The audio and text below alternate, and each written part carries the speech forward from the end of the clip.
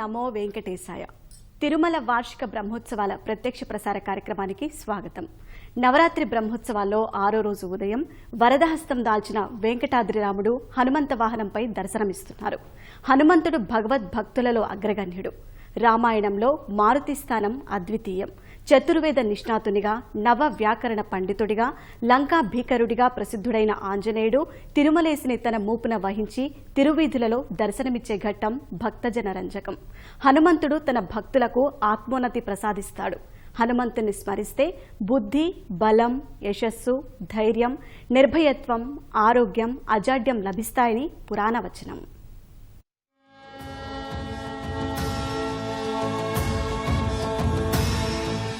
బ్రహ్మాండనాయకుని బ్రహ్మోత్సవం, బహురూపధారునికి బ్రహ్మోత్సవం.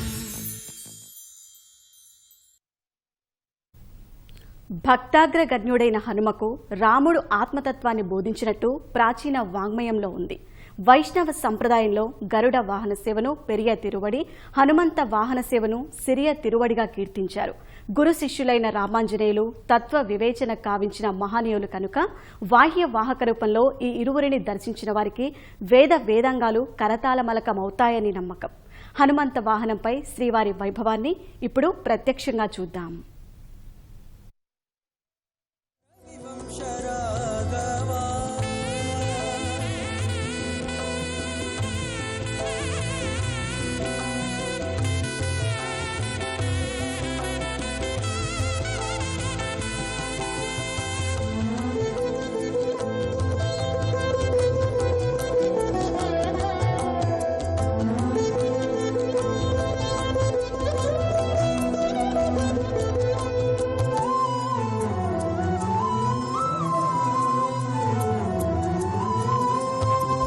సరుస విభీషణుడు శరణంటే కాచితివి, గరిమ నే శరణంటి కావరాదా.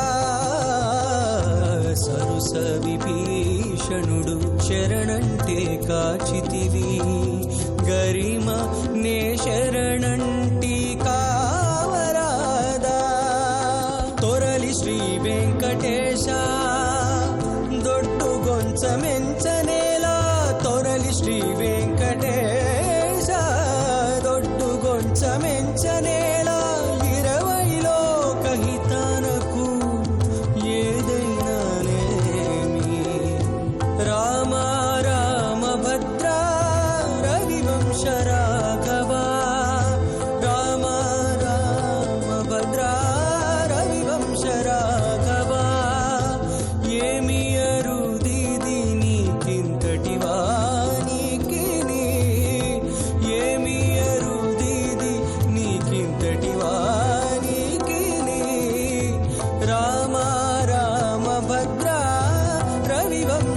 రాఘవ రామ రామ.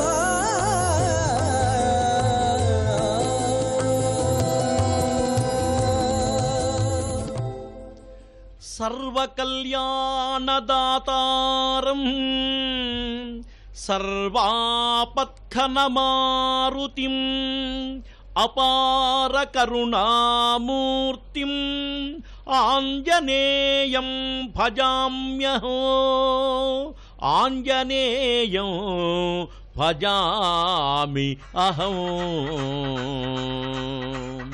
సిరియ తిరువడి హనుమంతుని యొక్క దివ్య హస్తముల యందు పాదములుంచి వెంకటరాముడు చక్కగా విలసిల్లేటువంటి వాహన మహోత్సవ శోభను మనమంతా కూడా దర్శిస్తున్నాం. హనుమంతుడు హనుమంత గుణవంత బలవంత తేజోవంత హనుమంత. హనుమంతుడు ఎంతో మంది చేత దివ్యంగా కీర్తించబడినటువంటి మహనీయుడు. దాస్యభక్తికి నిదర్శనమైనటువంటి వాడు. తిరుమల కొండకున్న పెక్కు పేర్లలో అంజనాద్రి అనేటువంటిది ప్రసిద్ధమైనటువంటిది. అంజన వరపుత్రుడు ఆంజనేయుడు. ఆమె తపఫలంగా జన్మించినటువంటి కుమారుడు. అందువల్ల అంజనాతనయుడు అంజనాద్రీశ్వరునికి వాహనం కావటం ముదావహం. శ్రీరాముడు ఇతన్ని తన భుజంపై వహించినట్టు పురాణాలు పేర్కొంటున్నాయి. అందువల్ల రాముని ప్రతిరూపమైన వెంకటేశ్వరుణ్ణి హనుమంతుడు మోయటం కూడా సముచితంగా ఉంది. రాముడు భక్తాగ్రగణ్యుడైన హనుమకు ఆత్మతత్వాన్ని బోధించినట్టు ప్రాచీన వాంగ్మయం నుండి తెలుస్తుంది.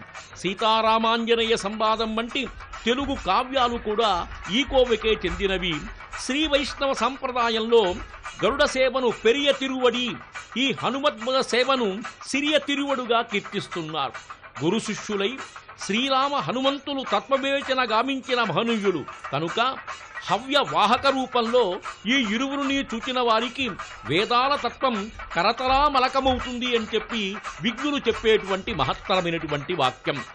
అటువంటి రామభద్రుని వెంకటరాముని వహిస్తున్నటువంటి హనుమంతుని యొక్క శోభను మనం కూడా చూస్తున్నాం.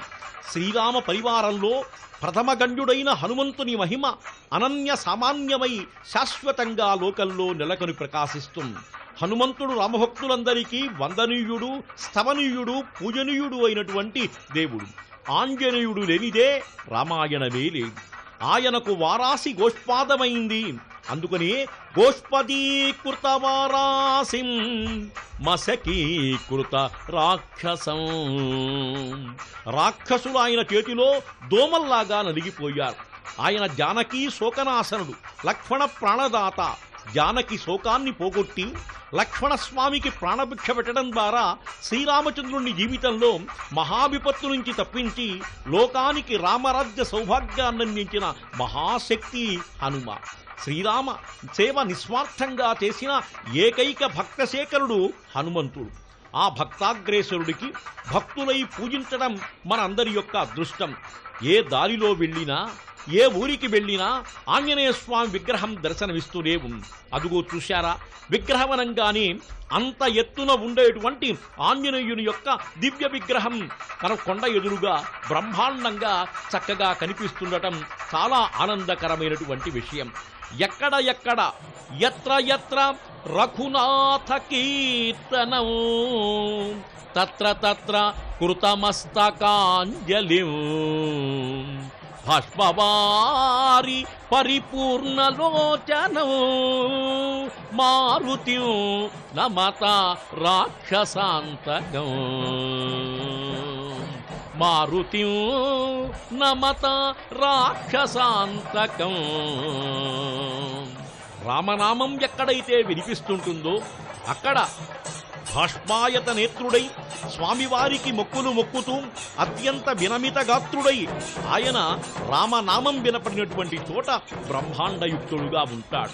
అటువంటి భక్తాగ్రేశ్వరుడు ఈ రోజున వెంకటరాముణ్ణి వహిస్తూ బ్రహ్మాండయుక్తంగా ఈ వాహన సేవలో మనకు కనపడటం ఉదాబహమైనటువంటి విషయం. ఇందాక మనం చూశాం, హనుమంతుని వేషంలో భక్తాదులు ఎంతో మంది కనపడ్డారు.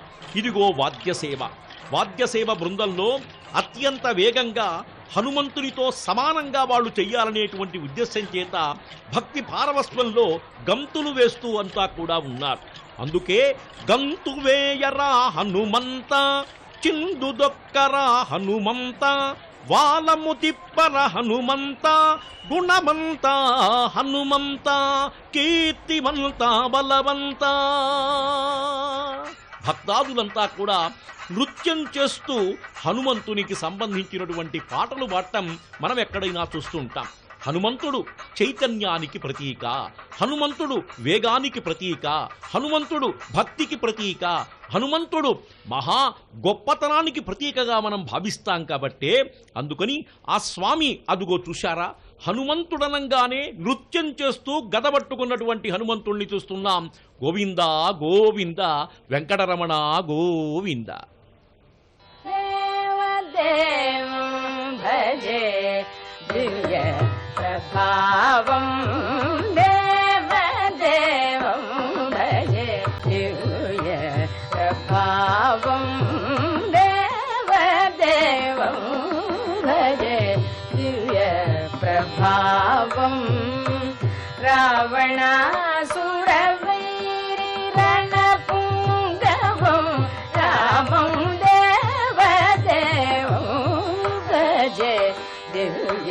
ప్రభావం రావణాసురవైరి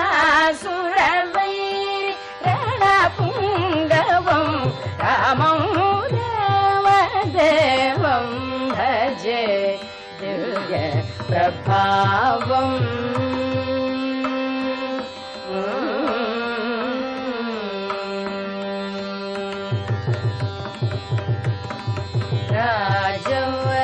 రాజవరశేఖరం రవికులసుధాకరం రాజవరశేఖరం రవికులసుధాకరం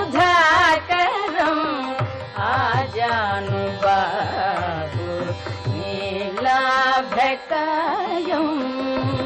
ఆజానుబాహు నీలాభ్రకాయం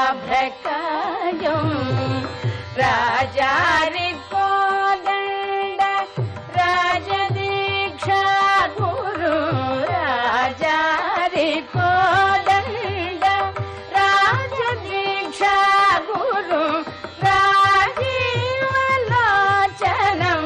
రామచంద్రం రామం దేవదేవం భజే దివ్య ప్రభావం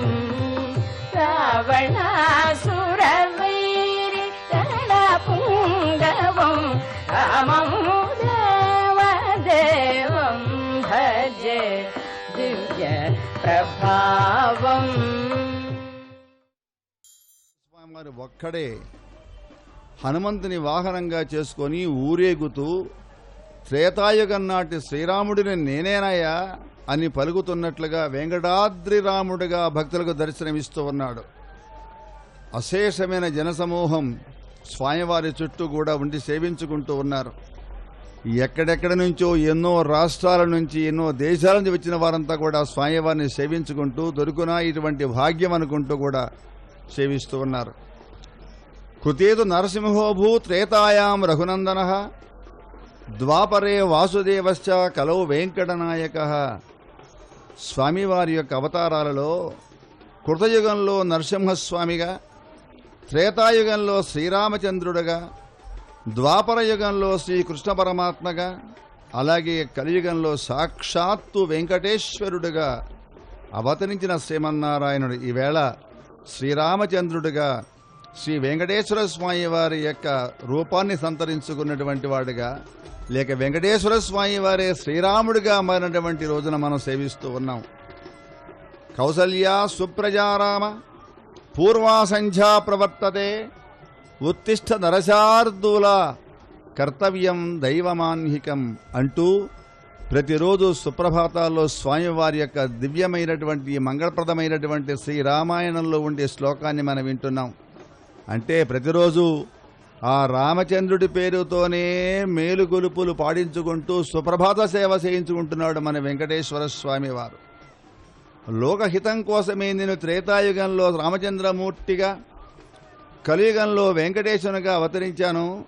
ఆ విషయాన్ని జ్ఞాపకం చేయడం కోసమే నేడు అనన్య భక్తుడైనటువంటి హనుమంతుడిని అధిరోహించి మీకు వెంకటాద్రి రామునిగా కనిపిస్తున్నాను అని బోధిస్తూ ఉన్నాడు శ్రీ వెంకటేశ్వర స్వామివారు. హనుమంతుడు దాస్య భక్తికి ప్రతీక, ఆయనే ఆదర్శం. భక్తజనులారా, మీరు కూడా హనుమంతుడిలాగానే నాకు దాసులై అనన్య భక్తులై అభీష్ట సిద్ధిని పొందండి, సేవించండి, కృతార్థులు కండి, తరించండి అని ఈవేళ ఈ వెంకటాద్రి రాముడు మనకు ఉపదేశం చేస్తూ ఉన్నాడు. రామరావణ యుద్ధంలో రావణుడు రథంపై నుండి యుద్ధం చేస్తూ ఉంటే శ్రీ రామచంద్రమూర్తి హనుమంతుని భుజాన్నెక్కి రావణుడితో యుద్ధం చేశాడు. హనుమంతుడు భగవంతుడి కంటే భక్తుడే బలవంతుడు అని నిరూపించాడు. భగవంతుని కంటే కూడా భగవన్నామ శరణ్యమే, భగవన్నామమే శరణ్యమని దృఢపరిచాడు. దేశంలో శ్రీరాముడి భక్తుల కంటే హనుమంతుని భక్తులే అధికంగా ఉన్నారు. కేసరి భార్య అంజనాదేవి వెంకటాద్రిలో ఆకాశకంగా తీర్థ సమీపంలో తపస్సు చేస్తే ఆ తపఫలితంగా హనుమంతుని ప్రసవించింది. కనుకనే హనుమంతుని జన్మస్థానం ఆకాశగంగా తీరమైంది. అక్కడ ఉన్న పర్వతానికి అంజనాచలం అనే పేరు కలిగింది.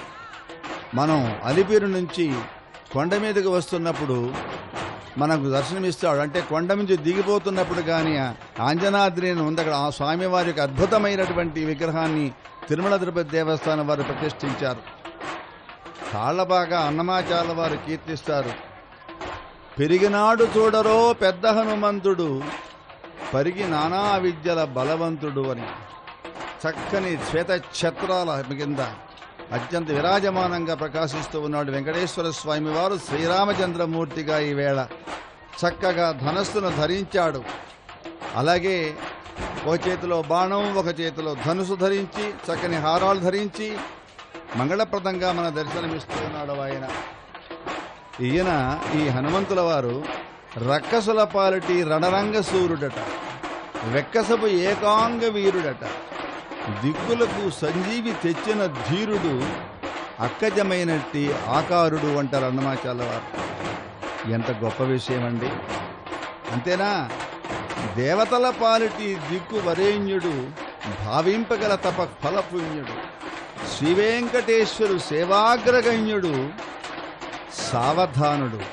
ఒకసారి పిలిస్తే, ఈవేళ మనం చూస్తున్నాం అధీనోద్యోగులు, అధికారులు ఒక అటెండర్ని పిలిస్తే వెంటనే రాడు, ఆయనకి ఎన్నో పనులు ఉంటాయి కాబట్టి. ఇక్కడ అట్లా కాదు, సావధానుడు, సర్వశరణ్యుడు. ఒక్కసారి హనుమాన్ పిలిస్తే హనుమస్మరణాద్భవేతు, హనుమానంగానే ఎస్ నేనున్నానంటాడు పక్కనే.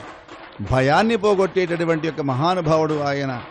అంతేనా, నానా విద్యలు పరిగి నానా విద్యల బలవంతుడి మహానుభావుడు. అటువంటి ఆంజనేయ స్వామి వారి యొక్క మీద ఈవేళ వెంకటేశ్వర స్వామి వారు చక్కగా ఆ మూపున వహించి శ్రీవారి తిరుమాడ వీధుల్లో ఊరేగిగా వస్తూ ఉన్నాడు.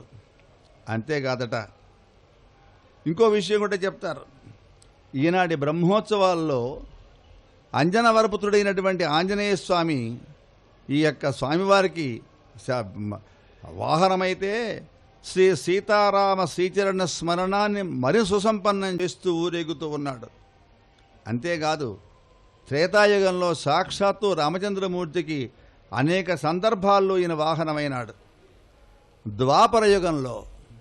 ద్వాపరయుగంలో శ్రీకృష్ణ పరమాత్మ ముఖారవిందుని జాలువారినటువంటి భగవద్గీతామృతాన్ని హాయిగా శ్రద్ధగా గ్రోలి ఆస్వాదించి ఆనంద పరవశుడైనాడు ఈ ఆంజనేయ స్వామి వారు.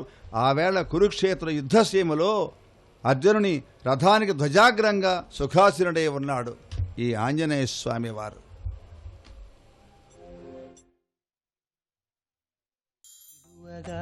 విపరీతమాయగా వెర్రి రావణ, జపతపములు నమ్మి సర్వేషు విడువగా, విపరీతమాయగా వెర్రి రావణ, ఉపమలన కడుతానున్న జలనిధి నమ్మి, ఉపమలన కడుతానున్న జలనిధి నమ్మి, కపుల పాలైతివిగా, కపుల పాలైతివిగా కదన రంగమున, ఉపమలన కడుతానున్న జలనిధి నమ్మి, కపుల పాలైతివిగా కదన రంగమున. ఎదురా రఘుపతికి నీవిటు రావణ, నేడు ఇదేమి బుద్ధి తలచితివి ఇట్లాయ బ్రతుకు. ఎదురా రఘుపతికి నీవిటు రావణ.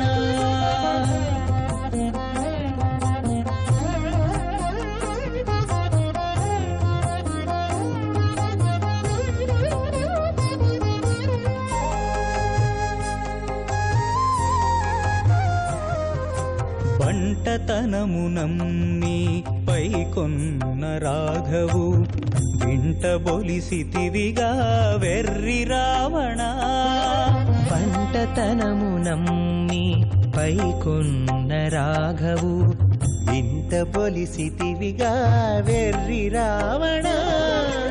ఇంటనే శ్రీ వెంకటేశ్వరుని గొలిచి, ఇంటనే శ్రీ వెంకటేశ్వరుని గొలిచి, వెంటనే సుఖియాయే, వెంటనే సుఖియాయే విభీషణుడు. ఇంటనే శ్రీ వెంకటేశ్వరుని గొలిచి వెంటనే సుఖియాయే విభీషణుడు. ఎదురా రఘుపతికి నీవిటు రావణ, నేడు ఇదేమి బుద్ధి తలచితివి ఇట్లాయ బ్రతుకు. ఎదురా రఘుపతికి నీవిటు రావణ. అమల కనకవర్ణం ప్రజ్వలత్పావకాక్షం సరసిజనిభవక్త్రం సర్వదా సుప్రసన్నం పటుతరఘనగాత్రం కుండలాలంకృతాంగం రణజయకరవాలం రామదూతం నమామి. రణజయకరవాలం రామదూతం నమామి. ఎక్కడ మనం గ్రామాల్లో పట్టణాల్లో చూసినప్పటికీ కూడా ఆంజనేయ విగ్రహం కానీ పటము గాని అన్ని చోట్ల కనిపిస్తుంటాయి. అందుకనే ఆంజనేయ స్మరణ లేని ప్రతి గ్రామమునందు కూడా శ్రీరామాజ్ఞచే రాక్షసులు భూత ప్రేత పిశాచాద్యావేశ రూపములుగా మానవులను భక్షిస్తూ ఉంటారుట. శ్రీ ఆంజనేయుని యొక్క పూజ కేవల గాని స్మరణ చేతమంత్రము గాని భక్తితో ఆంజనేయేశ్వర స్వామిని ఉపాసించేటువంటి వాళ్లకు అట్టి బాధలు తొలగిపోతాయి అని చెప్పి ఒక తార్కాణం మనకందరికీ కూడా కనిపిస్తుంది. శ్రీరామచంద్రుడే చెప్పాట, మమ పార్శ్వగతా వీరా రాక్షసా పిసితాశనా యాచంతే జానకీనాథ నరభోజనమేవ చ ఇతి శ్రుత్వా రామచంద్రః అబ్రవీత్ జానకీపతిః ఆంజనేయం వినా యత్ర తత్ర భక్షంతు మానవాన్. మాంసభక్షణ యందు ఆసక్తి కలిగినటువంటి రాక్షసులు తమకు నరభోజనం కావాలని శ్రీరామచంద్రుణ్ణి కోరారు.